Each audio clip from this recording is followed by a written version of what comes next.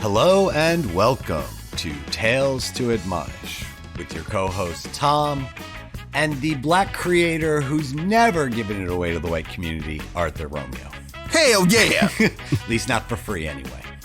On this week's episode, we discuss the blackout, see what I did there, of black dance creators on TikTok who have said they're not making any new TikTok dances until they start getting the credit and not the white people who get famous performing them. Mm-hmm. We discuss the new Batgirl project. They have casted In the Heights star Leslie Grace, and the white tears flow predictably. We get halfway through season 5 of Rick and Morty.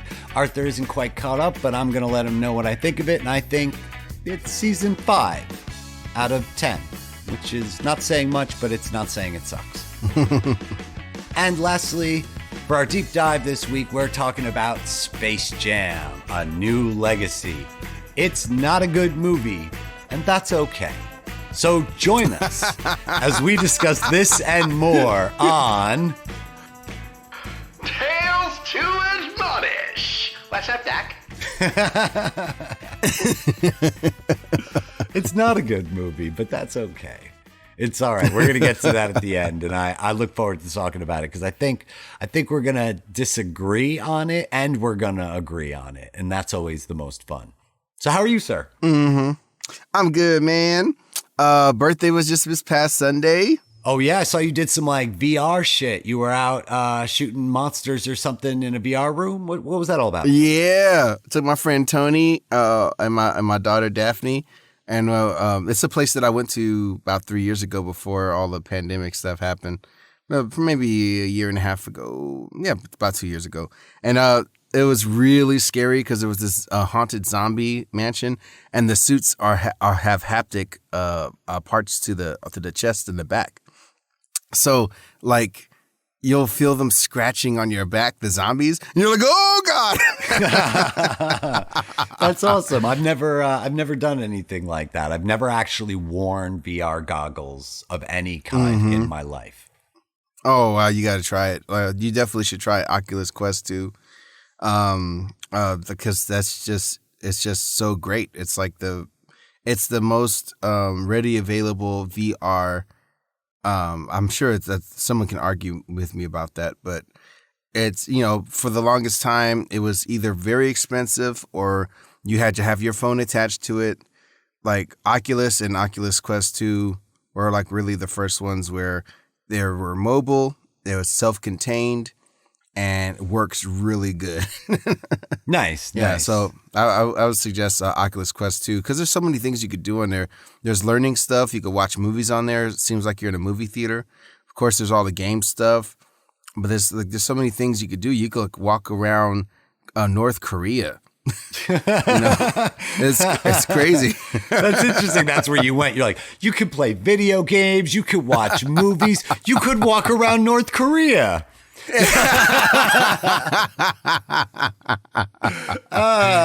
That's the big three. That's the big three, right? Video games, movies, touring, dictatorship states. That's awesome. I love it. Like, I'm sure you're curious about like what it looks like over there. It's like, I mean, you're able to do that. You're able to do that on a VR. It's crazy. I wonder who risked their life to get that footage.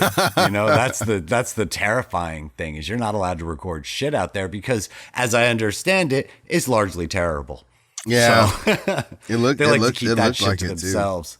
Yeah. They recently in North Korea banned South Korean slang and haircuts. So if that's the kind of stuff that's going on in there, maybe I tour Rome first or someplace friendly. You know what I mean? I'm like, wow, this VR is so immersive. It really looks like everyone hates me and my culture. This is amazing. They probably didn't know what that 360 camera thing was. So like that's what they shoot to be able to capture that sort of footage. Every other thing that you see on the camera is just someone holding a sign that says "send help," but you don't know because I don't speak Korean. Lord. I'm sorry, North Korea. Yeah, but the birthday was great. Also did this event for some foster children. I did some balloons and face painting. It was called the Day of the Child. And nice. We were just we had a carnival for a bunch of foster kids that came, and that was great too. I came from foster care, so I always try to do things for them. Love them. That's awesome. Yeah, so it was all in all, it was a great birthday. Cool. Well, you got something coming in the mail. It's going to be there, I think, on Monday. Oh, and snap. when you get it, like, you got to do like an unboxing video or something. Okay. Go put it on Instagram. No, I still got to do the Instagram post for last week, but I've been wrapped up in stuff. So I'm going to get to that, people. They get like 7 likes. So, It's getting if busy all for you. 7 of you, then I'm disappointing. I'm sorry. Oh, but before it was just 2, so we're up to 7. Hell yeah. That's true. Man. Slow but steady progress. Hell I like it. yeah. I like it. And we're only on Instagram. I'm sure there's a whole wealth of other ways we could be putting ourselves out there. But I'm old. And all I know is I'm the old old. stuff. I'm old. I don't even have TikTok. Do you do TikTok? Yes. You do.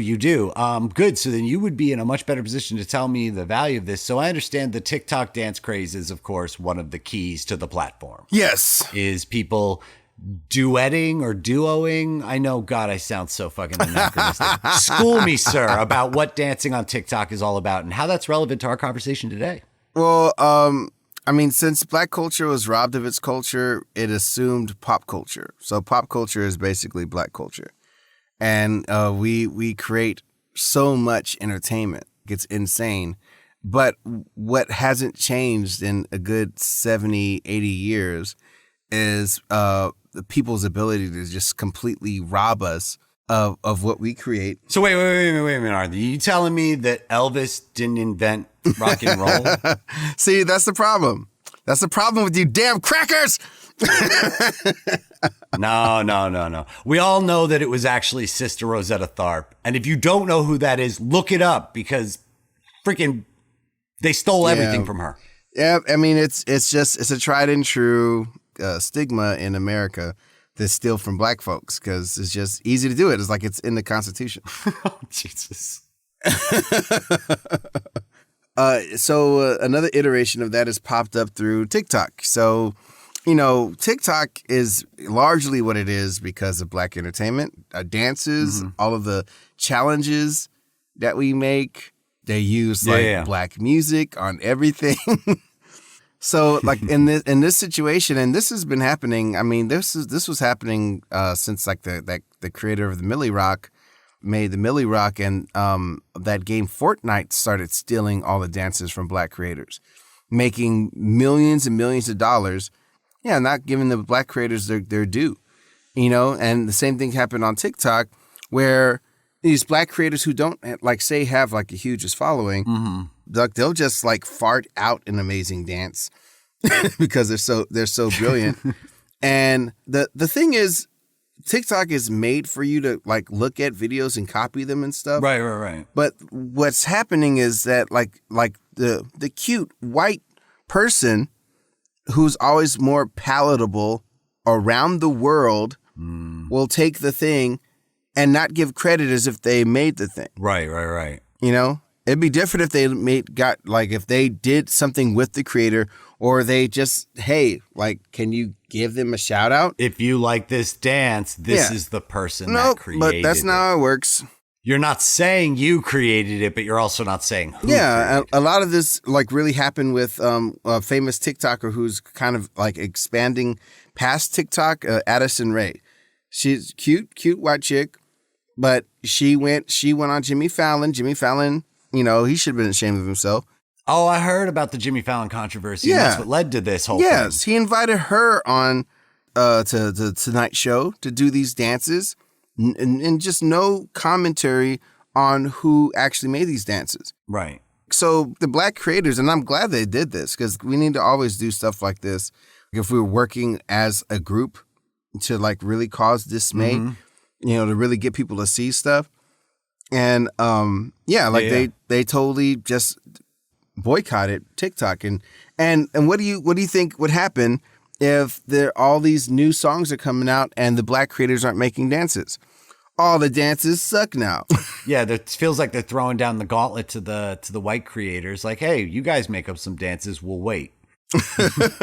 So as a white person, Arthur, I have to assume there are amazing creative dances and content coming out of this void that's been created. My white brothers and sisters are jumping in there and they're taking care of business, right? No. Not so much. No, huh? man. Like, I think it was Meg Thee Stallion came out with this song saying knees bending down and all this type of stuff. And you have these girls, these white girls, like they keep doing this dance where they're waving their hands in the air and walking like backwards. Is it like you just don't care? Because I hear that's very popular. But the thing is, the instructions are in the song and they're not doing it. They can't even get that part right. So, like if you look at the black reactions to all this stuff on YouTube, it's so fun. You could have a really good afternoon. Well, I think the problem, Arthur, is that we don't have cocaine around like it used to be. Because if you watch video of white people in the 80s, those motherfuckers could dance. Oh, well, they were coming out of the disco era, man. That's what I'm saying. It was the cocaine. It allowed them to stay up and practice, I think. And that really helped a lot. And now cocaine use, I mean, I don't even know anybody anymore who uses cocaine. And so I think that's why all the dancing sucks.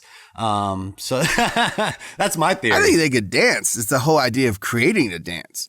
Because like they've shown that they could dance, it's varying degrees of skill. But it's being original. Yeah, being able to create the stuff, like that's the problem, you know. So I've been glad to actually see this. You know, it's been great. Well, you know what? If there's one thing apparently that the black community has stolen from us white people, is Batgirl. Oh no. Batgirl is a redheaded white lady named Yvonne Craig, who is the reason why at a young age I knew that I was straight. Because if you watched the Batman show from, with Adam West and Burt Ward, Yvonne Craig was Batgirl and she was incredible. Like 8-year-old me didn't know what I was feeling, but I knew it was special. Man, Tom, I feel so bad. Other than that Batgirl, there hasn't been quite as many iterations of Batgirl that is a white girl with red hair. Oh, you're right, man. Hey, Alicia Silverstone was blonde, I'm pretty sure. So, already they're fucking with perfection. But now apparently Batgirl comes from the Dominican Republic. It is going to be Leslie Grace from In the Heights. And she was fantastic in the Heights. My sister saw it and said that it was great. And she, I'm not much for musicals, not trying to be closed-minded, but I used to work in musical theater for years. And I think I've seen enough musicals for one lifetime and I'm good now. And so, but she thought that she was fantastic. And by all rights, everybody agrees. So, that movie has a lot of great moments. Oh, you saw it? What did you see? You thought it was good? Yeah, the movie has a lot of great moments. I think it's a little too long. I think most movies are now. I really do. I think all movies are too long now. But so she's going to be Batgirl I don't know whether it's going to be a film or a series. They just keep referring to it as The Project. So it's an early development. But it's being directed by Adil El Arbi and Bilal Fallah. And they are going to have it ready for HBO Max in 2023. And of course, as soon as a person of color was cast into a traditionally white role, white tears. And they flow. Oh, they flow on Twitter. People were losing their goddamn minds. And I would have thought, and we talked about this a little bit earlier, I would have thought that everybody was seeing this coming because, recently Jeffrey Wright was cast as Commissioner Gordon in, Matt Reeves' The Batman. And so if you can accept Black Commissioner Gordon, and nobody balked at that. There wasn't this huge uproar on Twitter of like, oh, it's really important that Commissioner Gordon be white. You're taking our heritage and our history. But as soon as you take the hot chick and you change it into a hot chick of color, because let's put it this way, it's going to be she's conventionally attractive. She's just not white. Everybody cries about it. Yeah, you saw what they did about Ariel. Oh yeah, that was sheesh. So Arthur, sometimes I'll reach out to you and I'll ask you to speak to black people on my behalf. And right now, I'd like to speak to white people on your behalf. No thanks. So let them know. No, just for a moment. I'll speak to them on my own behalf. Yeah, there you go. And I'll let you know, white people, this is a two-way street. We've been taking characters of color from those communities in Hollywood forever. You're telling me that Jesus is a white guy and Genghis Khan was the Duke? He wasn't? So turnabout is fair play. John Wayne played Genghis Khan. Mm-hmm. Cleopatra was not a white lady. Mm-hmm. Jesus was not a white dude. Genghis Khan was not a cowboy. Mm-hmm. So these things happen. Sometimes in Hollywood, we like to change it up and have a little bit of fun with it. So let's not get upset. Let's not get upset when these sorts of things happen. Nobody took Yvonne Craig away. You can go watch Yvonne Craig. You can go watch Alicia Silverstone if that's what you're into, and then maybe, just hug somebody and make better choices. But this is going to be good. This actress is good. And all of your versions of the character that you love and grew up with are still there for you to go back and revisit and enjoy. Mm-hmm. Well said. Yeah, I don't have the patience to talk to them. So yes, yet again, we acknowledge the communities, the white communities that get upset about this shit and say, good luck to you. All right, enough about all that. I'm sorry I had to bring all that up and upset you, Arthur. But I just had to talk to those people for a moment. But in cool comic book news, which not that news wasn't cool, but in quieter comic book news, Charlie Cox, who a lot of people remember is Daredevil from Netflix's series, who was fucking excellent. Yep. There's been a lot of rumors surrounding him reappearing in the Marvel Universe because he was so beloved in the Netflix series. Feige basically, he was pretty loud about that being the series and the casting that he liked more than everything else. I feel like he was partial to Jessica Jones too. So we'll see how they roll them out. Honestly, I kind of wish they had some bit of a cameo in the intro to Infinity War, since it was taking place in New York. Oh my God, that's what everybody wanted. Everybody wanted them in Infinity War somewhere. Like they if Howard the Duck is fighting at the end of Endgame, like why can't any of those characters could have been there? No doubt. Well, what they had said was that he was set to appear at a event called Celebrity Fan Fest, and that he had to cancel his appearance because of, quote, emergency reshoots. So immediately the internet detectives started looking into it and realized that actually Spider-Man No Way Home was in reshoots that had just been called. So a lot of people are speculating that we could get Charlie Cox's Daredevil in Spider-Man No Way Home. Now, I don't think that's what it is. Personally, what I think it is, I think he's off doing She-Hulk reshoots, and he's off because they're not reshoots. They're in primary photography right now. They're shooting She-Hulk. And I think if you're going to introduce lawyer Daredevil, Matt Murdock, then you do it in a law drama, which is what She-Hulk is going to be. So while it would be very cool to see him play with Spider-Man, I think we get him in a TV show first. What do you think? Well, I mean, from everything that I heard before the She-Hulk thing was even a thing, I heard that, Cox had already shot his stuff on Spider-Man. So, I mean, since you're saying that there's reshoots, you're saying they're doing reshoots to take him out of Spider-Man? No, I'm not saying they did reshoots to take him out of Spider-Man. I didn't know that it was a definite thing that he was in Spider-Man to begin with. Do you think that's a predetermined, that's a definite? From what I remember from a year ago, that's what it was. And then soon after that, they announced She-Hulk, but they hadn't started shooting yet. So to me, it just made sense that he would pop up in that too.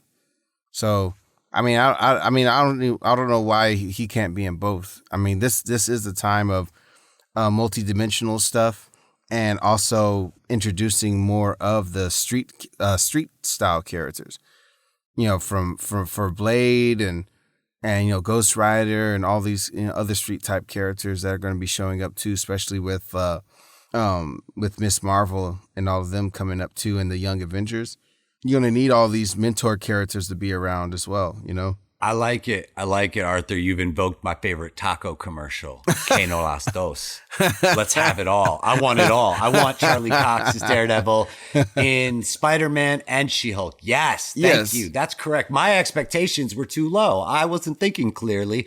Que no las dos. Let's have it all, baby. I love it. And other interesting Marvel news. Sam Raimi's Doctor Strange 2 has just about finished filming, and Elizabeth Olsen has finished filming her parts. But she was doing an interview a couple of days ago, and she had a couple interesting things to say about the movie. She seems to think it's going to be the scariest Marvel movie ever made, which I'm not sure that that's even a meaningful statement because that bar is so low. Have we even had a quote unquote scary Marvel movie? I mean, Miss Minutes jump scare in Loki was about the most startling thing we've had. That was the scariest thing in any Marvel property.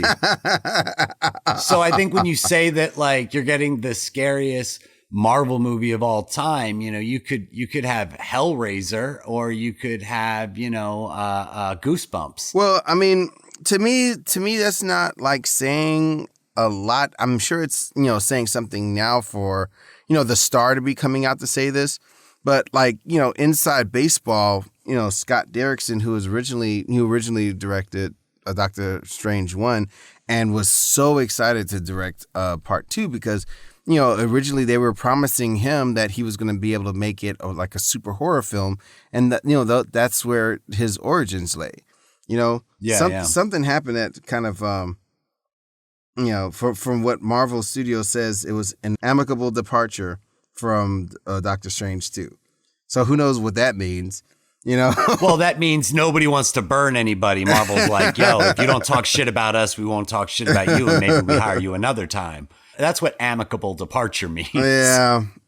Who knows how it had all laid out, I just feel bad for him because he was really so excited and did such a great job with the first one, They're both horror directors, but Sam Raimi does have just a little bit of a lighter flavor. Yeah, man. Drag Me to Hell is one of my favorite horror films. Mm-hmm. It's so fun and funny. Oh my God. And but just has so much great horror grit as well. Evil Dead, the whole Evil Dead, everything. Mm-hmm. And Spider-Man 3 is an absolute horror show. So, Yeah, man. Like, that's the most horrific thing ever made. with every hip thrust and snap that Toby did, he caused nightmares around the world. I don't even know who to blame for that because a room full of people sat down. No. Okay, Raimi. So Raimi made it, but Raimi. No. See, look. I have a theory about this. Like, whenever you see somebody wearing terrible clothes or like an awful shirt or an awful sweater or something, and you go, how could that person have bought it? I don't judge that person. What I judge is the team of people it would have taken to make it. The entire room full of people that all were like, oh yeah, no, that's the one. You've really nailed it this time. There was a whole room full news. Of people that told Sam Raimi that, oh yeah, the whole dance number, great idea. I got some inside news for you, Tom. Okay. Because I actually was at a party where I worked with one of the head production people that was working on that with Raimi. And, Raimi was such a sourpuss that whole production because he couldn't get his Vulture. He wanted, his whole thing was the classic Spider-Man villains. Right. Because that's what he grew up with. And they insisted on Venom by the third movie. They insisted. Well, he got 2 whole movies where he got to do classic characters. Right. Like how many times are going to get some of the new more popular characters out? Like, who's more popular, Vulture or Venom? It's a no-brainer. Okay, so if they're telling you to do that job and service the fans. Yeah. Instead, he was mopey and decided not to even really do any research on Venom. Yeah. So constantly he would ask a lot of the production guys, well, what would Venom do right here? The director, Sam Raimi. I don't want to hear that. No, you better hear it. I don't believe you. Oh, wow. I don't believe you. Fake news, Arthur. I'm a white guy, all right? I'm going to reject what I don't like, God damn it. It's not true, never happened. Fake news, Sam Raimi is flawless. You son of a bitch. Get his name out of your mouth. God damn it. Oh, I love Sam, but I don't love him for what he did with Spider-Man 3, man. So it was after Spider-Man 2 was so great. If that's the report from behind the scenes, then I'm going to take your word for it. You know all about it. Mm-hmm. Oh, man.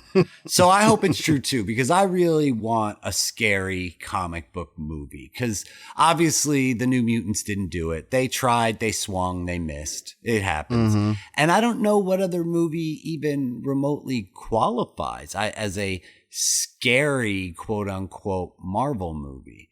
I mean, I think the Ghost Rider movies, just because you got a flaming skull screaming and laughing into a camera, maybe qualify in the genre a little because he was League of Monsters. Yeah, but that wasn't Marvel. That wasn't Marvel Studios. That's true, but I'm just trying to think scary mainstream comic book movie. I can't even really think of one. No matter how badly I want one. Yeah, and so what I want? You know what my fantasy freaking scary Marvel movie is the X-Men versus the Brood. Because the Brood were basically just Marvel ripping off Alien, and it works. Holy cow, I want the X-Men fighting the Xenomorphs. And I think you do that as a horror movie, and you do it super gritty. That'd be pretty sick. And you do X-Men versus the Brood. Like that, I think, is a horror movie. Or I think that, again, you can do Doctor Doom in a horror movie because you have Doctor Doom shaped by his magic and his knowledge of hell. And you shape Doctor Doom with that, you can make that pretty scary too. But I think, look, the idea that it's going to be the scariest Marvel movie ever, I think that's a pretty low bar, but I have no doubt they're going to leap over it. Actually, I think the scariest comic book thing we ever saw was Spider-Man 2. That hospital scene where they have Alfred Molina on the bench and they've got all the surgeons around with the saws and the legs and they start ripping people apart and killing people. And you get the orderly that's dragged into the dark with their nails carving a path in the floor. Like that's probably the scariest thing I ever saw utilizing Marvel characters. That scene was pretty funny to me. it's like all of the like Raimi it's every Raimi trope on Earth. This is really fun with all the zooms and But I love that. The Evil I love Dead it too, of it but all. it wasn't like scary. It was more like, oh, that's funny. Because he would zoom in on because he would treat each one of those tentacles like a character. So he would zoom in on their face, on their little clippers. Oh my God, when the thing grabs the lady by the face and like wraps the claws around her head, that's legit. Yeah. Those are horror shots. That's horror filmmaking. Definitely, but like I said, Raimi's always been more on the fun side of it. Yes, and I think not like oh my God, it's so scary versus like oh no, that's crazy. Oh no, just like a roller coaster. But I think ride, that fun is the difference between Scott Derrickson and Sam Raimi, and I think that the studio felt pretty firmly that difference needed to exist because Scott Derrickson's work, Doctor Strange is a good movie, but it's not what I would say genuinely funny. There are some parts that are funny, but largely it's a drama. And then his other movies, Exorcism of Emily Rose and Sinister, like those are straight up horror movies. So I think maybe some of the fun would have been missing, and that's probably what they butted heads on. Yeah, I wish Derrickson got to make his movie because I would have enjoyed. Like Doctor Strange isn't fun horror. Yeah, it's just like the first movie. It brings you awe and takes you to places that you never expect, and puts you in that's one of the best endings Marvel's had for a movie. I've come to bargain. Yeah, versus like the typical way some villain dies. Just punchy. Like this guy defeats the villain with logic and largely with just minimals. It's more the idea that defeats him than the power. Oh yeah. And it's just that sort of thing, and then leaning itself to the darker dimensions of the world and having to have to deal with that stuff. Yeah. I'd rather it be more cerebral than like, oh, let's make this fun. Not saying that Sam Raimi doesn't know how to do that, because I love this movie, The Gift. Yeah. The Gift didn't have any sort of fun horror in it. That's true. And it's like one of Keanu Reeves' best performances. He plays this crazy hillbilly.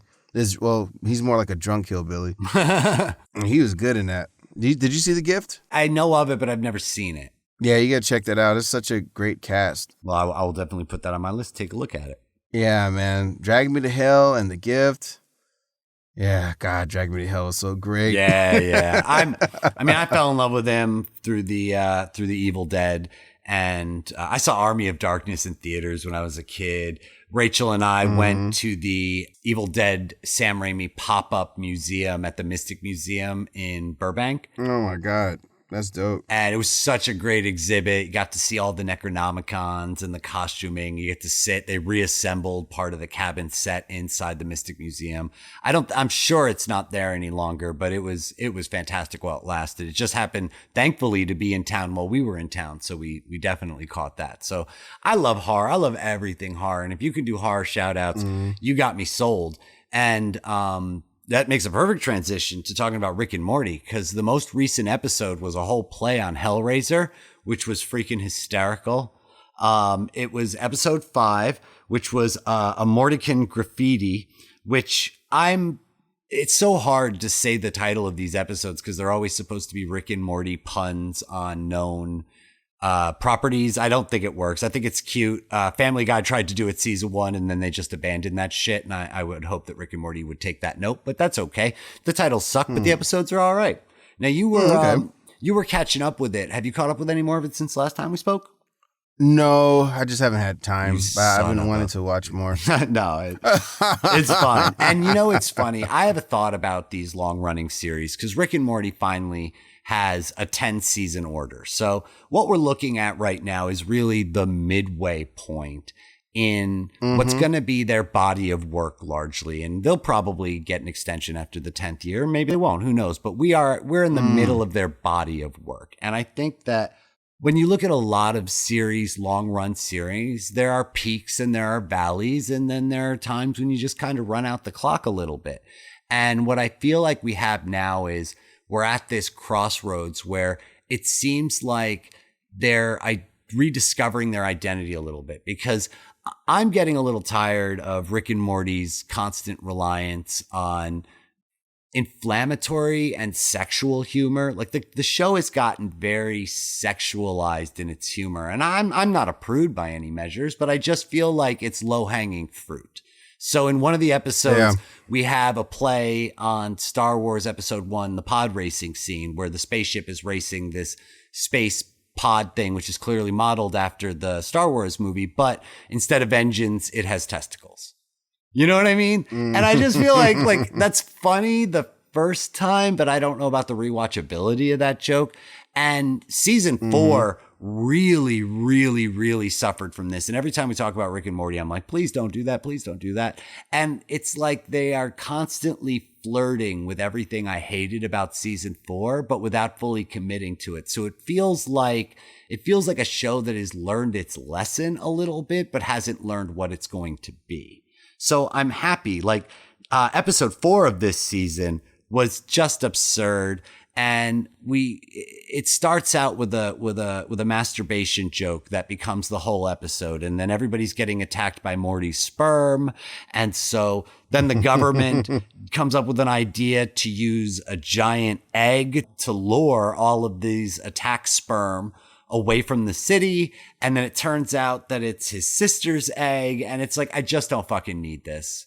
I'm sorry. You're a funny show. I just feel like this is it's not my brand of humor. So I feel like it's real hit and miss this season. I like their high points.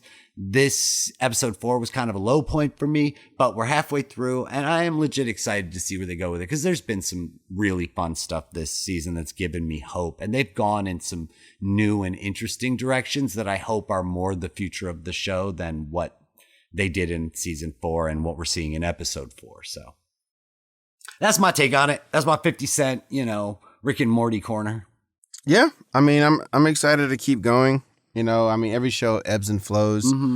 I mean, it's the fact that they're getting a 10 season order is a testament to how good the show is. I don't think you really hear that often.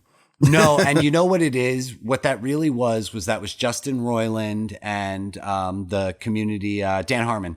It was Justin Roiland and Dan Harmon turning the screws on Adult Swim, because they did season 1.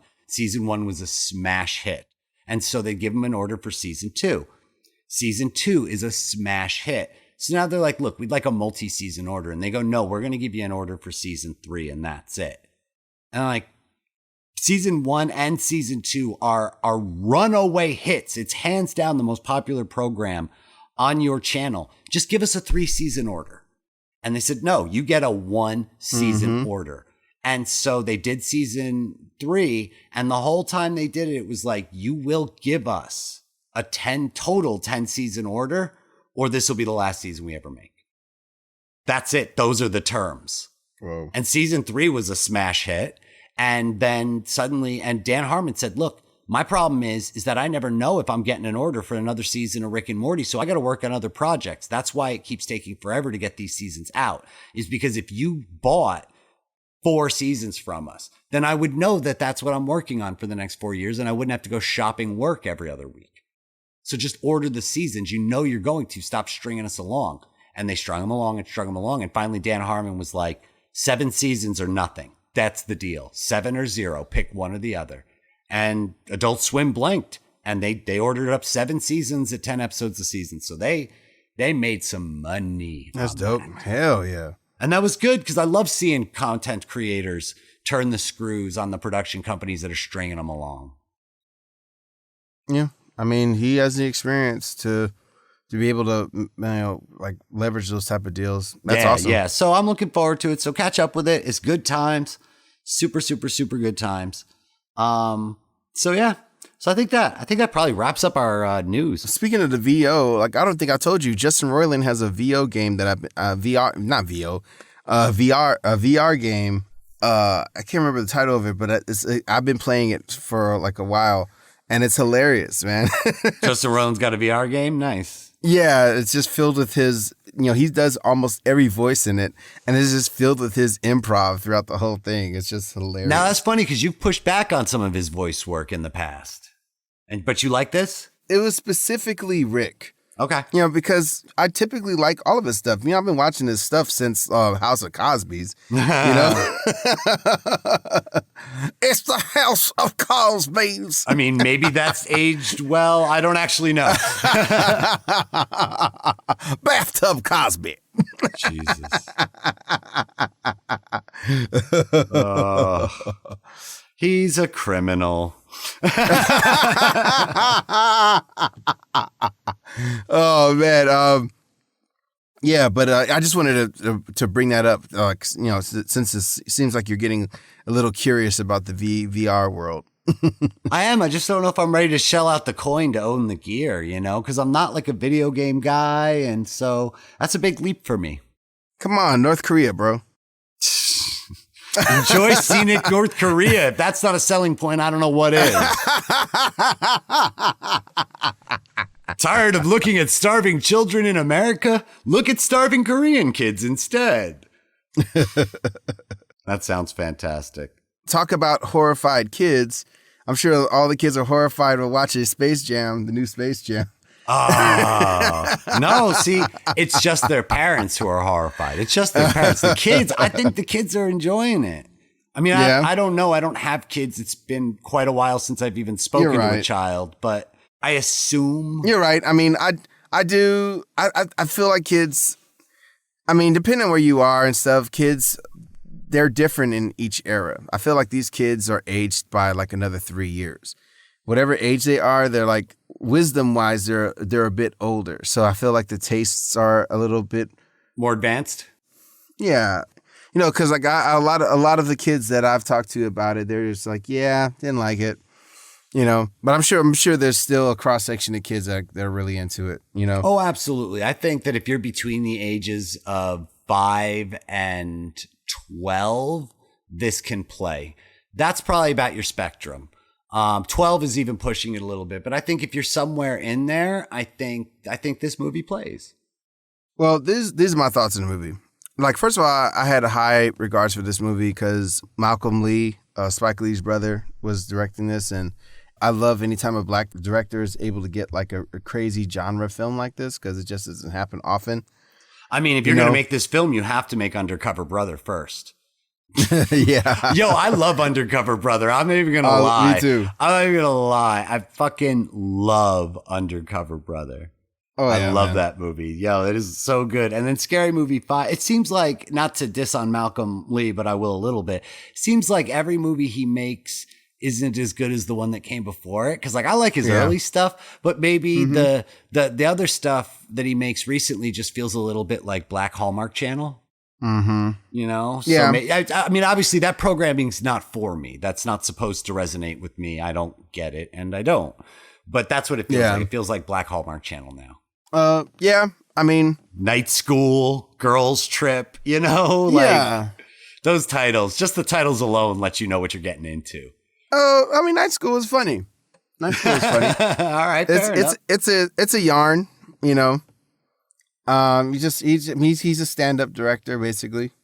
So the thing is, this is a very particular type of movie, and it's so funny because I just saw that Joe Pytka, the director of the original Space Jam, had a lot of choice words to say about this movie. Yeah.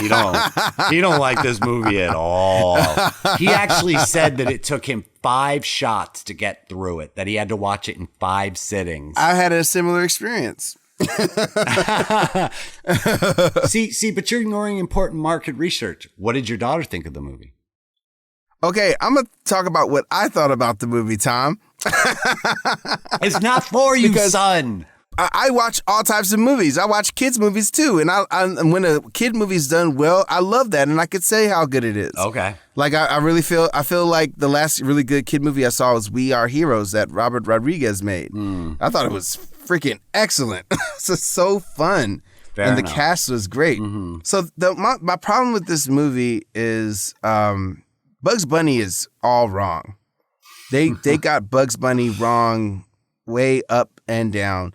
The voice sounds weird. The voice does sound a little odd. It's weird because that guy's done Bugs Bunny before. And what's really weird is that they have Eric Bauza. He's like a new darling of the VO world. And they have him doing Elmer Fudd, Porky Pig, Daffy Duck. But he also does Bugs Bunny, I think, on the HBO show. And then they had Bob Bergen. Bob Bergen always does Porky Pig, but for some reason they let Eric Bauza do Porky Pig. Maybe for the rap part? I don't know. Maybe. Oh, that rap part did not need to exist. But that's not for me. That's not for me. I'm sure there's a child. Who is that for then, Tom? Well, I don't think that was for anybody. It's for 9-year-olds who've seen 8 Mile, of course. Yeah. That's the Venn diagram. You got one bubble, you have 9-year-olds, and on the other bubble, you have 8 Mile, and wherever they intersect, that's who that scene is for. So, I mean, I always speak to the level of discernment when it comes to when you have a director, like say for instance, if you have Woody Allen directing like a Jackie Chan action film, right? So, like, I mean, he's a director, right? Okay. He understands the storytelling, right? But if you don't have a specific like skill set and discernment level of what constitutes good action, you'll think any action is good action. So like the weakest thing could be awesome for you and you'll keep it in your movie and you wind up having something lackluster. So I think the same thing happens with Malcolm. I mean, first of all, who's made like these kind of hybrid animation human movies? There's only like 10 of them? Not a whole lot. It's true. There's not a whole lot. So there's a lot you need to understand to make it all work. That's why there's only so many people that have done it successfully. Like, I mean, really, the zenith of this is Roger Rabbit. And minor spoilers for anybody who hasn't seen. I don't know if we can spoil this. I mean, obviously, LeBron James and the cartoons win the basketball game. But all that aside, did them going into 3D, is that maybe part of the problem? I mean, if those scenes and things were just done better, if their gags were funnier, if there was more payoff to some of the things that they were doing, like the fact that there was literally set up for jokes that didn't go anywhere. Like they would go to well, what do we do, LeBron? And LeBron would he'll sit there, and it would be a great setup for something. He's like, I don't know. And then they would just cut away. I'm like, what is happening? that kept happening throughout the whole movie. So it's not such a thing. It's just like, oh, well, the kids like it. I mean, some kids are going to like it, but some kids actually have taste too.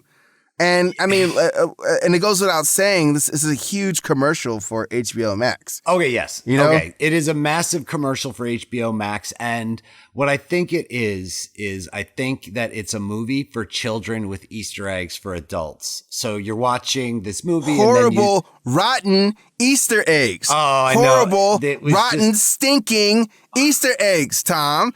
There's you no see such those people thing. dressed in the...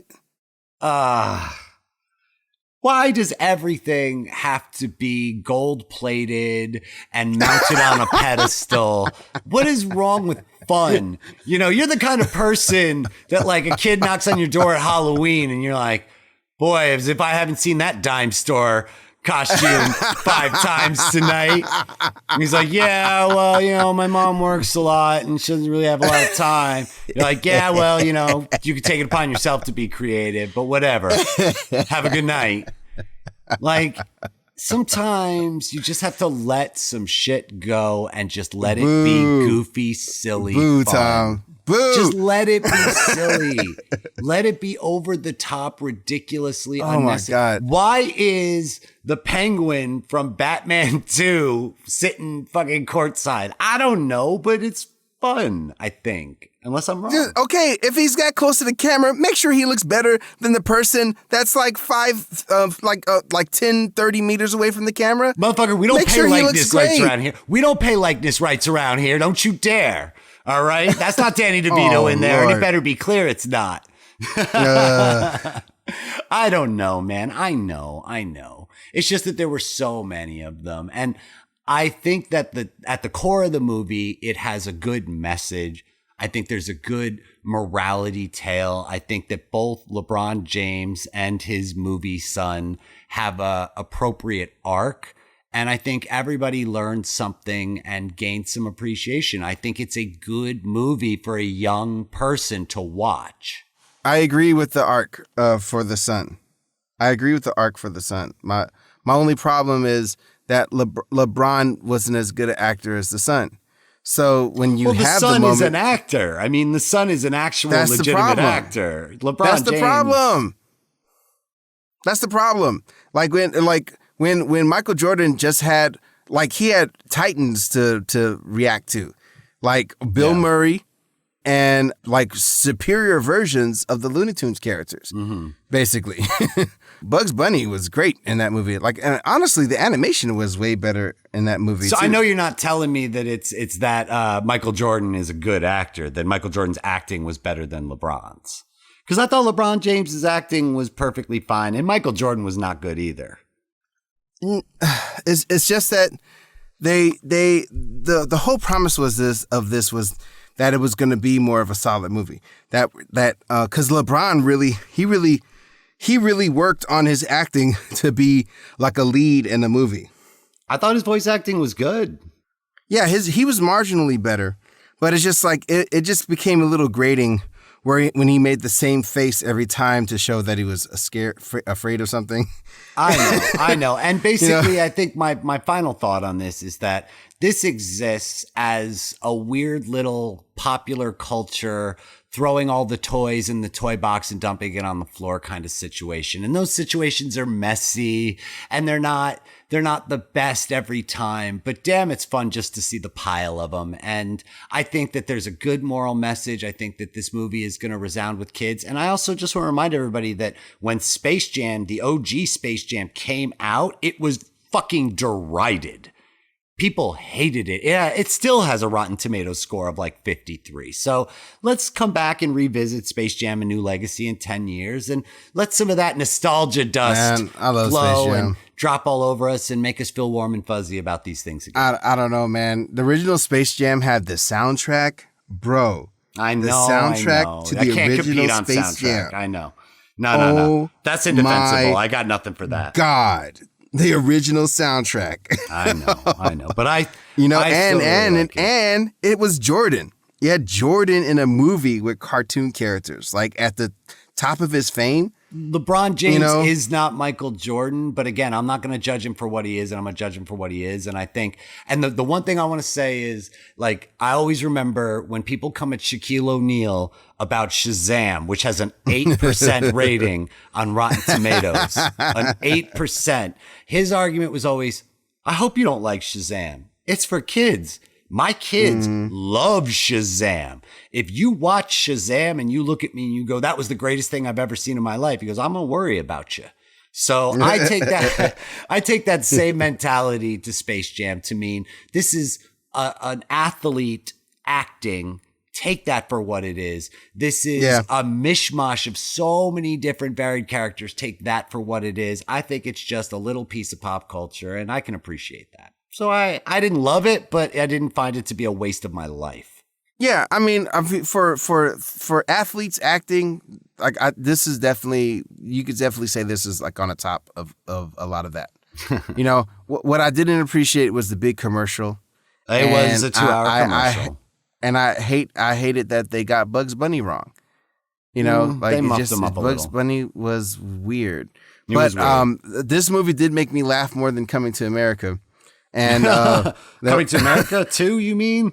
Yeah, Coming to America 2, of course. Yeah, Coming to America 1 is again beyond reproach. Oh, hell yeah. But there was that one moment where Porky Pig drops his mic and Tweety wipes the screen like that one meme when he's like, "Oh, come on." That destroyed me. That was so funny. What got me was when I thought they're like, you'll never guess who we found in the crowd. Michael Jordan. And then Michael B. Jordan comes through and he's like, that's Michael B. Jordan. He's like, I tried telling him I was just getting some popcorn, but I think you guys are doing great out there. You could really come back in the second half.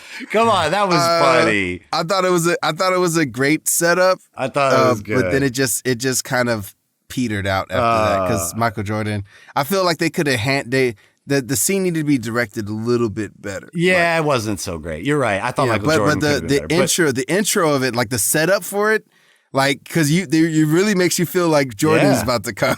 I can't believe they couldn't get Jordan. The movie has so many weird jokes about the original Space Jam because it's not a direct sequel to the original Space Jam, which is so weird. And before we end, because we gotta go, but Don Cheadle is fun. I love Don Cheadle in everything. I know his character was Don dumb. Cheadle is fun 75% of the time. Yeah, well, again, they just do too many weird things with this character. He's making a children's movie. It seems to me like I'm watching Don Cheadle in his head say to himself, I'm making a kid's movie. And so it is 75% of the time pretty good. And the other 25% of the time it's just loony. But it's Looney Tunes, and there you are. Yeah. Oh, there you go. You just really wrapped that into a nice bow, didn't you? I suppose I did. So if people want to find you on social media and take a look at the unboxing video, when you get the shit I sent you and I love it, I want you to know the thing I sent you, I didn't even buy it. That's just some shit I had. So if people want to catch up with that, where are they going to find you, Arthur? First of all, they need to come to Tales to Admonish Instagram. That's right. First of all. then you get, if you want to check out what we're doing on our other addresses, you can go to Draw Really Awesome Wow, all underscored on Instagram. And I just launched a TikTok for Draw Really Awesome Wow, so you can look for stuff there. And of course, if you're on YouTube, because I know you guys are a bunch of different fan sets for each one of those social media streams. You can find out my videos on YouTube as well for Draw Really Awesome Wow. And also my website, www.arthurromeo.live. And there you go. Let's head it off to Tommy. In addition to Arthur's Draw Really Awesome Wow on YouTube, you can now find Tales to Admonish on YouTube. You can also find me on Instagram at thomas.olton. And if you like the show, please go on to your podcasting app, rate and review us. That really helps people find our podcast. And if you like, you can also go on to YouTube and watch our videos and rate and review us there, because that would be really awesome. So from all of us here, thank you for stopping by at Tales to Admonish. What's up, Doc? Thanks for stopping by. What am I, Ron Burgundy? What the fuck? I got a little tripped up, but I don't think I'm going to re-record it. We're just going to let the awkwardness live forever. All right, my man, go teach your class. All right, buddy. All right, catch up with you, baby. Peace. All right, see you.